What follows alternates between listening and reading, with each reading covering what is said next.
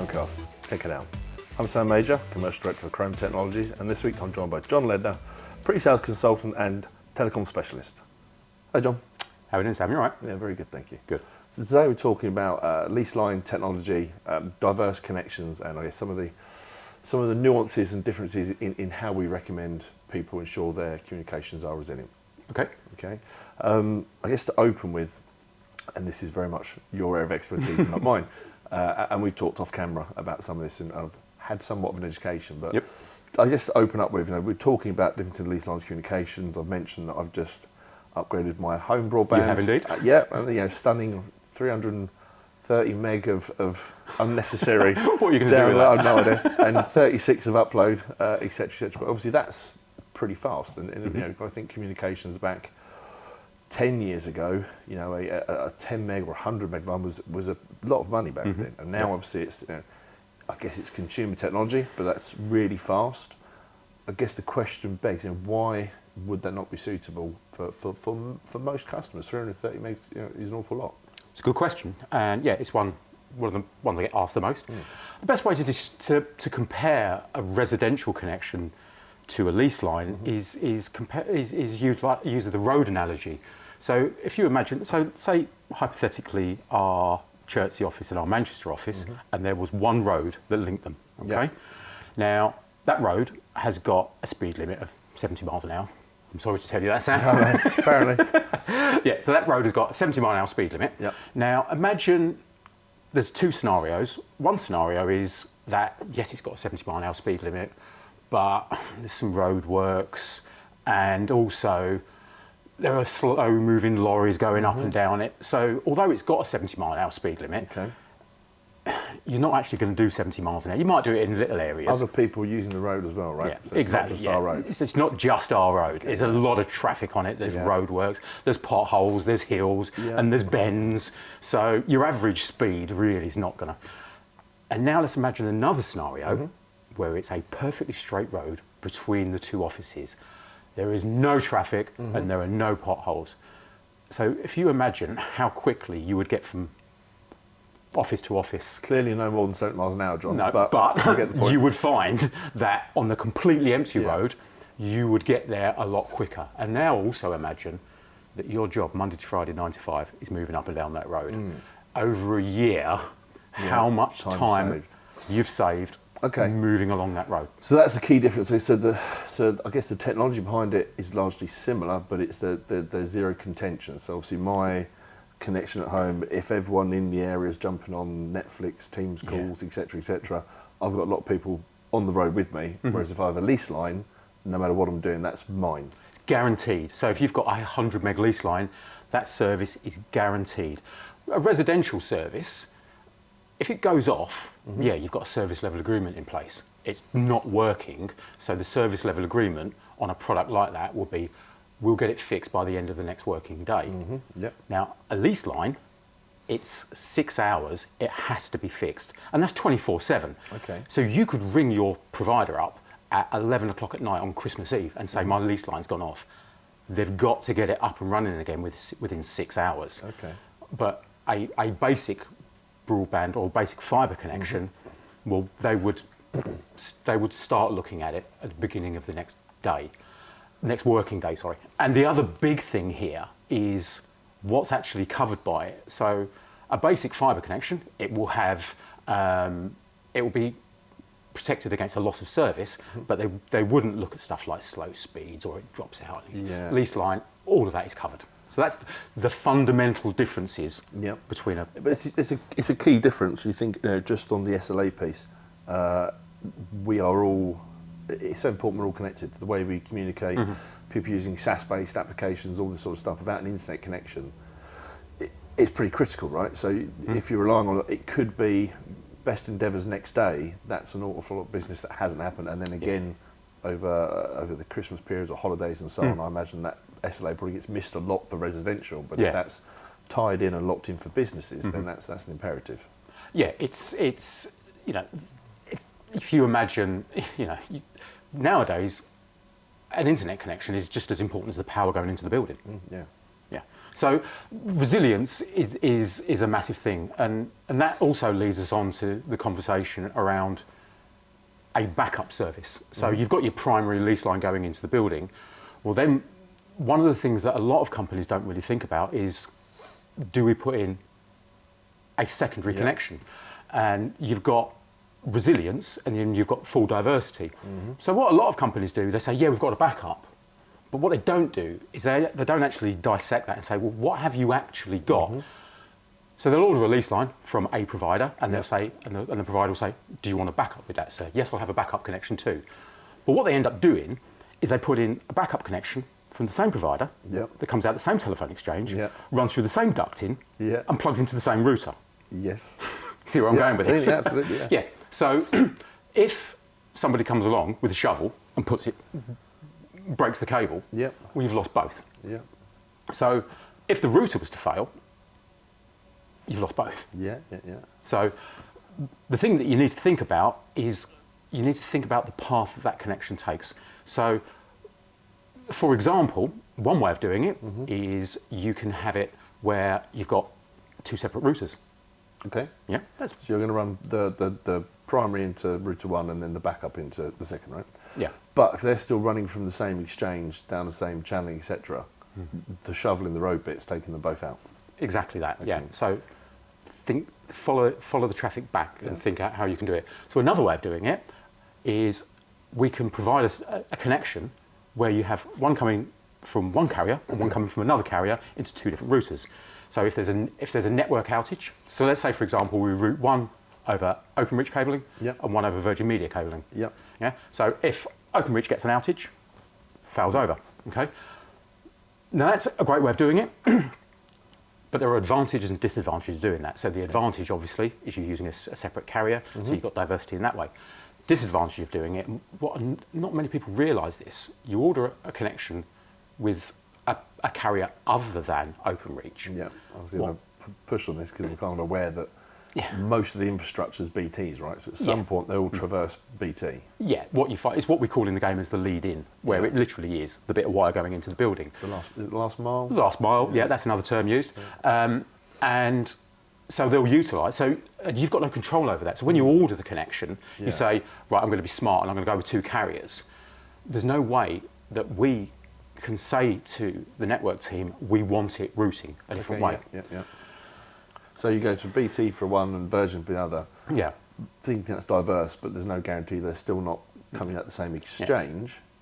It's a better way of doing it. Okay. Yeah, it is a better way of doing it. Yeah. And it's a lot smarter than the first point we made where everything goes down the same pipe. Exactly. But how do you then get around that? Because if you've got, I don't know, how do you get around that? You can get around it. Go on. Yeah, there is a way of getting around it. Right, so in my opinion, and most people that do my job will all agree that the best way to do it is what we call RO2, Resilient Option 2. Now that is a product that you purchase at a wholesale level from OpenReach.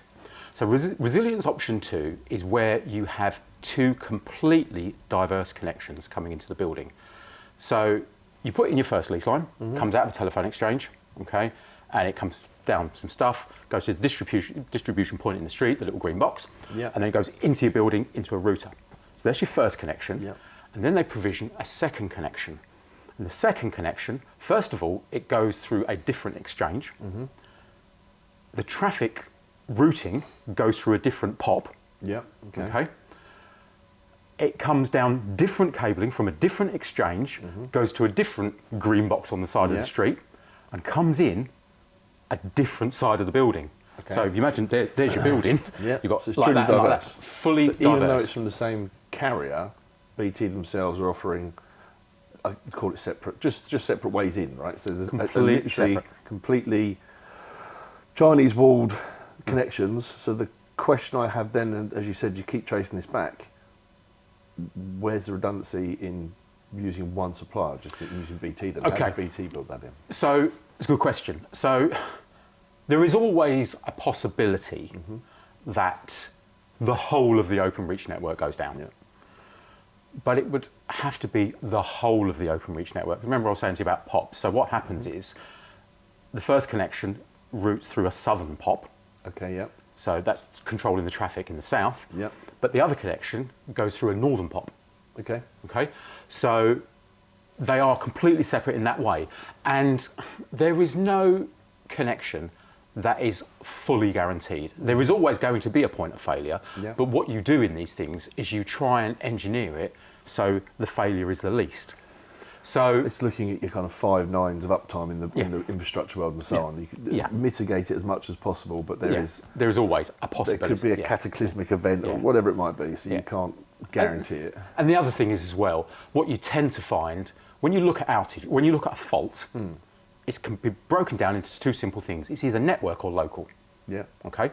Now, if it's a network fault, they tend to get fixed very quickly because network faults, it affects us, but it also affects hospitals. Yeah, it makes a lot of noise. Right? Makes a real lot of noise, and you tend to find those types of faults are measured in minutes or hours. But when someone turns up with a shovel and puts it through a cable outside, it affects just you. Yeah. And you can't make that much noise, and it also involves, you don't fix that with a keyboard. No. Yeah, you fix that with someone Another coming man out, in the van. another man in a van who comes and undoes what the first guy did. Yeah. So that tends to be, the next day or something like that. Whereas a network issue tends to be a couple of hours.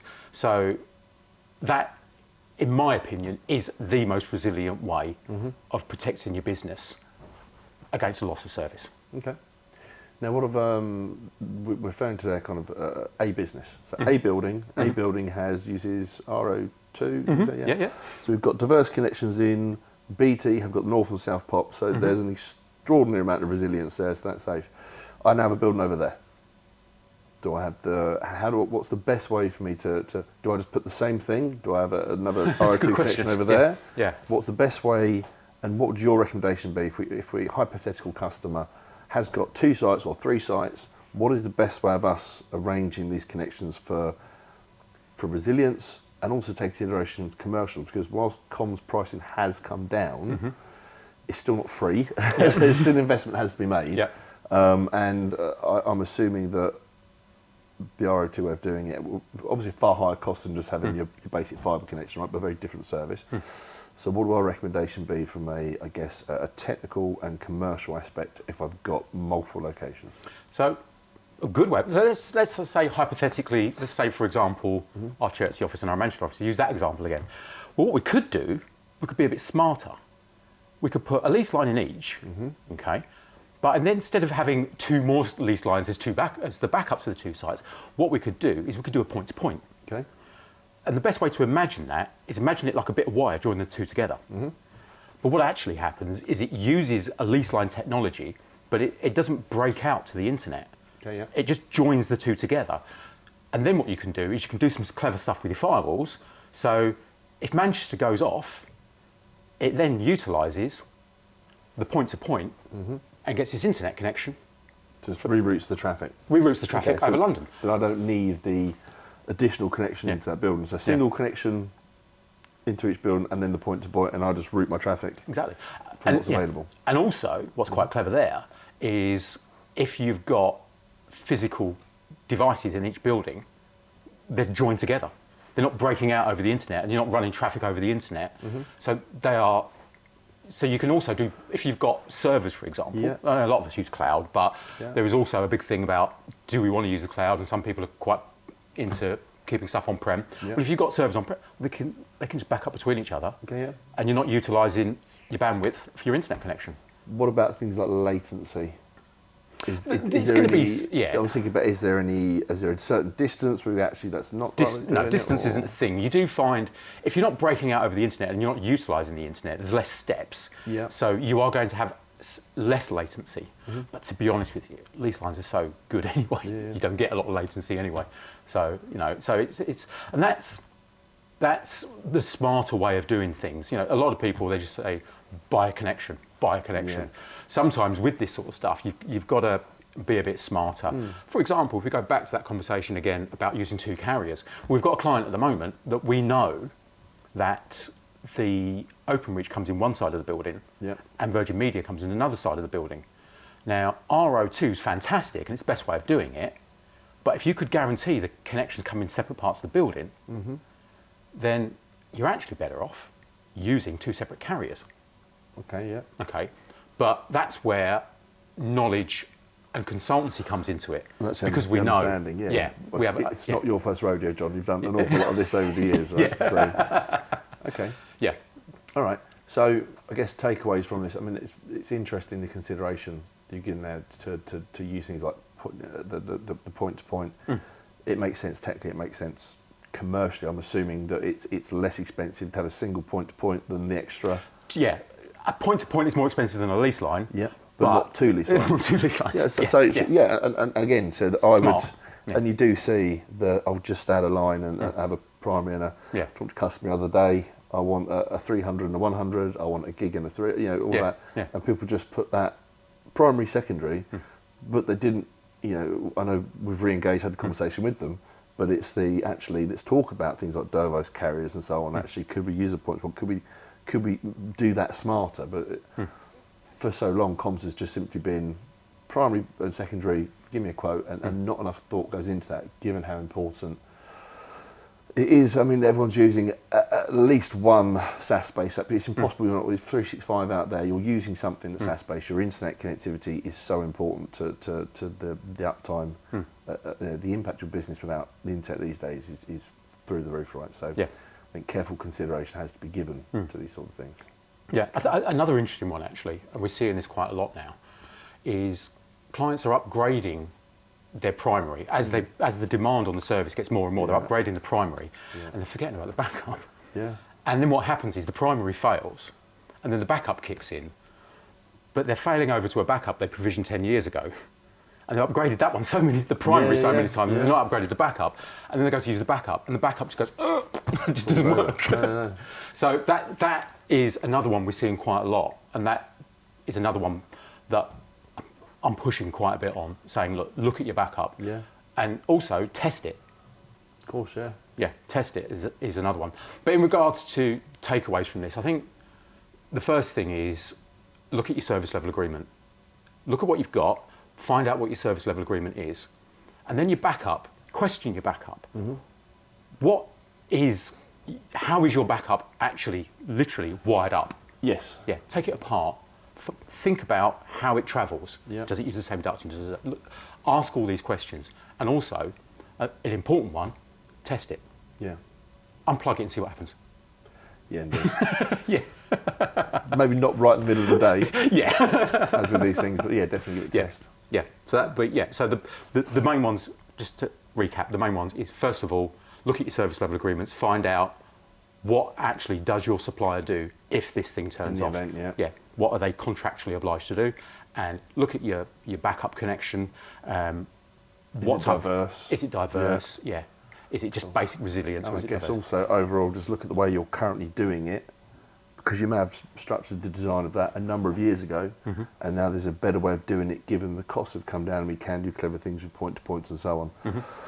And if you're unsure, call us and speak to John and we'll do the hard lifting for you. I can talk about this stuff all day long. Indeed. Unfortunately, we're not allowed to. No. But look, John, really informative as always. I always get a lot out of this. I think if I've learned something today, as always, so thank you for your time. Not a problem. And thank you for joining us on this episode of Krome Cast. Check it out. If there's anything you'd like us to cover on future episodes, then do leave that in the comments below. Remember to like, subscribe and share. And join us again next time on Krome Cast. Check it out.